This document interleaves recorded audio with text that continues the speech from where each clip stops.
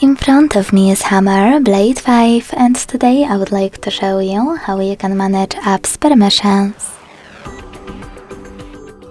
Begin by opening Settings and scrolling down to access Privacy. Then select Permission Manager and click on one of your device's features that you wish to manage, like Location. Then click on one of your apps and tap on one of those options to apply a perfect one for you.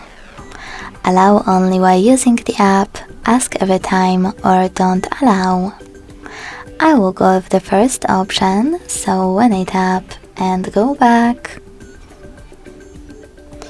I can see that Firefox just gained access to my device's location if I'm using this browser. But you can always select any feature, look for an app that you wish to manage, and instead of selecting any of those options, select See All from Permissions at the bottom. Then manage all of those only for chosen app the same way. Thanks so much for watching. If you enjoyed this video, leave a like, comment and subscribe. Bye!